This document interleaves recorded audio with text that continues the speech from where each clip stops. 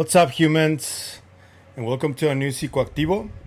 Today, I want to cover an interview Dr. Garry Nolan did to a channel called Through Conversations Podcast. In a matter of 2 days, they already have 153,000 views, so they're doing really well. And I think that some of the aspects that Dr. Nolan covered in this interview are very interesting and important to highlight. I am going to try and highlight two specific aspects. One of them is, there's balloons for you, Dr. Nolan's thoughts on what disclosure will mean. And I want you guys to think about this for a second because I know that especially people from the Five Eyes countries, they're very invested on disclosure, on what they think disclosure means. And that means an acknowledgement from the government that we're not alone. I sense that, for example, when Colonel Carl Nell spoke at the SALT conference, it was very evident that he's part of this group that thinks that people are not ready for disclosure, that there will be too much societal disruption. We've heard also Jim Semivan talking about how indigestible this is. We heard Peter Lavenda talking about the same thing. And I think because I reached out to James Yandoli right after the Semivan interview, and I tell him because this is exactly how I feel. I feel like this group of people that feel like they're protecting the rest of the world by not saying out loud what's going on is not their right to do so. They don't have, especially because people in America are paying their taxes, and the money that people from the government live with or live by is money from the government, from the taxes that people pay. So the people from the government work for the rest of the US citizens. And this is something that these people don't seem to understand. No matter how you put it to them, they feel entitled to hide technology, new science. They feel entitled to flat out say, because I've heard some CIA agents say, people don't have the right to know. Never mind the need to know, which they already say often. I've heard people from the CIA saying they don't have a right to know anything that we do. And that really pisses me off. And I can bet and guarantee you that everybody who is trying to get disclosure gets pissed off at this too. Because, yeah, these intelligence agencies, in my opinion, are the ones guilty that this topic hasn't been uncovered more. So what if people suffer a traumatic experience and go through an ontological shock? I happen to think that traumatic experiences are necessary in order for people to grow and to evolve mentally. And the fact that these people from the intelligence community who are pro-disclosure keep saying that, no, it's too much. It's too much for them. I can't talk about that. That really gets on my nerves because you're underestimating hundreds of millions of people who want to know the truth. And you have no right to say that or to hide anything from them, from us, because this is a world problem. And this is where Dr. Nolan's words become even more important, in my opinion, because I think Dr. Nolan is more spot on what may happen if disclosure takes place. And yes, the truth is, we got bills to pay. We got to worry about what we're going to eat over the next week. We got to buy food for our pets.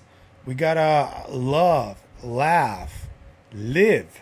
We have a lot of stuff to do before we worry too much about what disclosure actually means. And I think that if disclosure happens, I don't think underestimating us will work, because I think that in many ways we've already been kind of programmed to these ideas of aliens visiting from other planets and alien abductions and all this kind of stuff, you know. And I think that we at least already have some sort of a concept of what disclosure may mean. In terms of the religious aspect of what the impact will be, I've said this ad nauseum in my posts and in some of my videos, and I'm sorry to all people who are extremely religious, but I think that the Abrahamic religions are the first method of control to control the masses that ever existed. And when they were created, that was their main purpose, to control the masses. And I think that a lot of the problems that we're going through today wouldn't be as bad if religions weren't so controlling. And so, yeah, because the Holy Inquisition was a shit show. We can agree on that, right?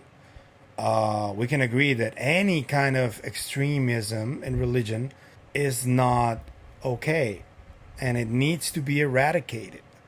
And I'm not just talking about just the Islam or the Jewish people, or I'm talking also about Christians. There are a lot of Christian extremists in the world, and especially in America. And that's what one of the main reasons why I think that there may be some kind of horrible ontological shock. It's going to happen to those people. And there's also going to be an ontological shock to people from the scientific community. Because Dr. Garry Nolan says it perfectly on the other clip that I'm going to play. But before that, let me play this one about the disclosure, post-disclosure world that Dr. Garry Nolan talks about. Here it is. In terms of governmental information, why, if they have it already, why haven't they disclosed it? But let's say that day two comes. How do you envision humans really engaging with this new reality? And also, how do you think we should change, or how we would change pragmatically? Well, I think day two is, let's call it, a more sober reflection on the matter. And the hysterics are gone. I think day two, the majority of the world goes back to living its life and wondering about where its food comes from. Who's going to put, dinner on the table? Oh, it's tomorrow. I have to take the trash out. I think that's day two, because for most people, it will mean nothing. It will mean nothing. The people that it matters to are the ones who look to take advantage of it, right? So I don't mean that in a negative sense. I mean that in a positive sense. That, okay, there's something here. What's in it for me? What's in it for the country? What's in it for my family? What's in it for the planet? So that's the conversation. And so actually it ends up looping right back to what humans have been dealing with every day for all of reality, is how do I invest in potential? Right? And that means, okay, if there's a technology that we can take advantage of, can I convince them to give it to me? Do any of our monetary consequences mean anything to them? I'll give you $1 trillion. All right. Yeah. Well, if we do the conversion rate, from our point of view, it's 1/10 of a penny. Your money means nothing to us. So, what's the currency of the discussion? And so, that's the first thing you have to ask. And so I think at best, we have nothing to give them. Nothing. And so, what's in it for them then to give us anything other than goodwill? And the hope that there is goodwill. Right? And so I think that that's kind of where you have to start this discussion. And I think then, at best, we take advantage only by mimicry. By seeing what it is that they can do, if they can show us what they can do, maybe we can figure out how they do it.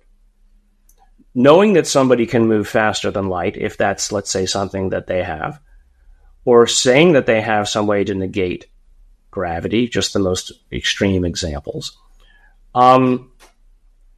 tells any good scientist, okay, well, it's possible. Okay, so if I can get a piece of one of their craft, let's say, maybe I can find the principle within there that leads to the technology revolutions that eventually allow me to do it as well one day. Okay, so the other part is that Dr. Garry Nolan talks about Neil deGrasse Tyson again.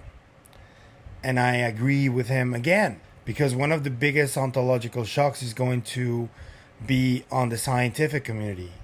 Because there are a lot of scientists, a lot of them, who dedicated decades to one thing or one study. And many of them may see that what they dedicated their lives to for decades may not be true at all, because of all this hidden knowledge that has been kept from them for many, many decades. This is true, guys. There is knowledge, scientific knowledge, that hasn't been shared amongst all scientists in the world. There is this mainstream dogmatic scientific establishment that has many of these laws and old physics that hasn't been updated for decades, that they are teaching people at school and in universities about. And they're doing it just to keep them limber. It's not really any breakthrough physics or breakthrough science in any way, really. Especially physics. It gives you the impression that it is breakthrough, or that it makes a huge difference. But I've heard multiple PhDs, specifically Eric Weinstein, the mathematician, who talks about string theory being a way to stagnate the field. And I happen to agree with him. And I think that when disclosure happens, a lot of this new physics and new science is gonna be not discovered, but uncovered. And a lot of these people are gonna have the biggest ontological shock. So people from religious extremism and people from the scientific community who have been purposely hidden from the truth for decades, those are the ones that are going to go through the worst. But these people from the intelligence community think that regular folk like me, or like people from whatever neighborhood, are the ones that are having the ontological shock. But that, I don't think that's the case, to be honest with you. I think people just want to just get along with their lives, and they're gonna be told aliens are real, or whatever, non-human intelligence is real, and they're gonna be like, really? Okay, I gotta go to school. Or, really? Okay, I need to go to the bathroom. That's what's gonna happen, and that's what Dr. Nolan talks about. And another aspect that I want to share with you guys is on this clip where Nolan talks about Neil deGrasse Tyson right here. Once you start getting into future humans and, interdimensional humans or multiverse humans or multiverse intelligences, I mean, that's just another level beyond, it's imagining technologies that we can't even imagine how to make. Mm-hmm. So I'd rather not go there. I'm perfectly fine if it's true, but I just don't know how to get there. And so, so that in those circumstances, I'd be more likely to credit Neil deGrasse Tyson with saying, well, come on, where I dislike what people like him do is where they diminish the possibility through ridicule, because that's not science. I think what that does is it does a disservice to people who come forward with stories, because they have a double trauma. They have the trauma of having seen something they really don't understand and doesn't fit with their worldview. And then they have the trauma of everybody making fun of them and their family, not believing them. Right? And so that's just, at best, it's rude. It's just rude. It's coarse. It's inappropriate. It's wrong. It's arrogant and conceited. So, Neil, cut this shit out. Just stop it. It's wrong. You shouldn't do it. You wouldn't want anybody making fun of your ideas like I do on a regular basis these days, but that's just quid pro quo. Right? It's like you don't want somebody doing that to you, so don't do it to other people, especially people who are not as conversant in the sciences as you are.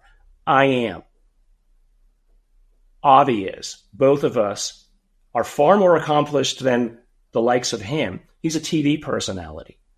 Stop believing people like that. Stop putting them on the TV shows just because they're bloviating, nonsense.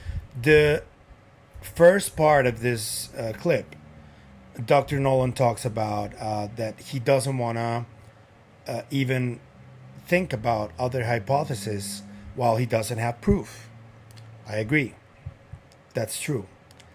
But I think that there's a lot of anecdotal evidence for many of these theories. I think that, for example, one of the theories of everything about consciousness, that I think that we need to put together three. One is the one that Dr. Donald Hoffman puts forward.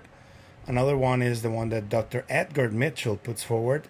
And the other one is from Dr. Jacobo Greenberg, which I talk about here often, the synthetic theory. I think those theories have a base of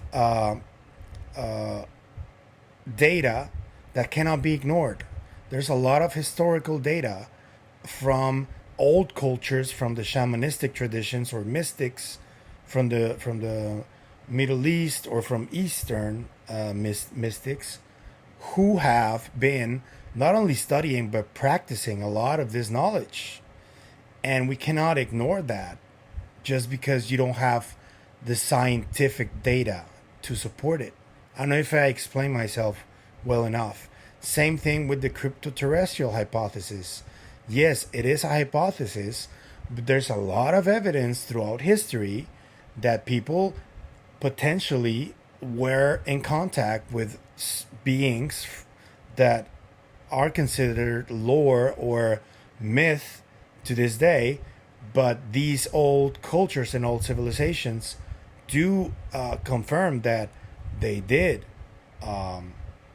spend time or have contact with these strange beings. Their characteristics are so all over the place. Many of them have tridactyl hands. That is true. There's a lot of depictions of them, a lot of paintings, a lot of geoglyphs, a lot of sculptures, you name it, and oral traditions too. And we also cannot ignore that. Another one is the future human hypothesis that was put forward by a lot of people, but Dr. Michael Masters talks about this in detail in his extraterrestrial model book. And I think that's a lot of anecdotal evidence too that comes from experiencers and from people who suffered some time jumps that they can't remember when they were abducted or when they had experiences. And we also cannot ignore that. That is data. That is evidence too. So I think I understand why Dr. Nolan prefers to not touch on that because he wants to have scientific facts corroborated. I get it. But I have to disagree with him respectfully. I think that there's a lot of evidence for many of these theories that happen to suggest that we're not just dealing with one phenomenon, we're dealing with multiple phenomena. And the faster we realize this and we start looking at the data that already exists, which is a lot of religious scripture that also can be considered as data or evidence, we need to pay attention to all of it. So yeah, that's where I differ with what Dr. Nolan says, and I hope he can understand that too, because I understand how his scientific mind works, and I can completely see where he's coming from. But I also think that we do have a lot of data to study and try to understand, even though it's not measurable scientifically or it can't be put through the scientific method. This is one of the main issues we've been dealing with when we try to explain consciousness, because it's such an ethereal concept that people who are scientists try to explain it and they can't. But that doesn't mean it doesn't exist. The fact that they can't explain telepathy or telekinesis or remote viewing, it doesn't mean that they don't exist. They do. There's people who practice them. And the faster that they realize this, I think we're gonna build bridges between the people who are scientists who put down any of this talk and the people who are mystics or people who go through these experiences and get snarky against scientists for not taking them seriously. We need to learn how to talk to each other and how to work out a better way to socialize with these topics. Yeah. And the same thing happens with the mummies, man. There's a lot of people that are on the boat that there was illegality committed in the case of the mummies. And I'm trying to find out if that's true. But while that happens, there's a lot of compelling evidence. And this one is like a lot of scientific evidence too, that shows that these bodies are interesting and that they need to be investigated. And if they're cryptoterrestrials too, that may be one of the hypotheses that I feel is the strongest one. But yeah, there seems to be shady stuff going on, and I think that we need to try to investigate every corner and every aspect of what's going on. And while we do that, we also need to get really good scientists investigating these bodies, especially the ones that are in Peru, because those are there, they belong there, and I don't see any problem with scientists going there and investigating them over there. That needs to happen, guys. So let's work on that, right? And let's also work on how to talk to each other while we're at it. I don't think it's constructive for us to point fingers without knowing the full context of what's going on, and especially not knowing the people that are trying to work towards finding out what's going on. You can't point the finger if you don't know someone, or if you don't know what they're doing or why they're doing it, or their motives. I get that there's people that don't like people like me or Jack from Cosmic Road or Patrick from Vedette covering this topic, but I'm sorry, guys. I think that it needs to be investigated, and we need to get to the truth. And the only way to do that is if we work together. So again, I call on everybody to work together and be nice to each other. It's free. So yeah, if you like the content you see, please like, share, comment, subscribe. If you can share it in any other platform, I encourage you guys that. If you want to clip it, clip the hell out of it. I'm going to leave the link of the source of the clips that I made on the description. And if you want to support the channel in any other way, I'm going to leave a couple of links there, a PayPal and a Buy Me a Coffee link. I also left an Amazon wish list of things that the channel needs in order to keep growing. And I left a few affiliate links from Mercado Libre, which is very similar to Amazon or eBay, where you can buy yourself something. I placed a lot of electronics in there, so if you guys want to buy yourself something like that, you will help me and you will buy yourself something nice. So it's a win-win. So yeah, guys, until tomorrow with a new video, I'll see you guys until next time. Bye.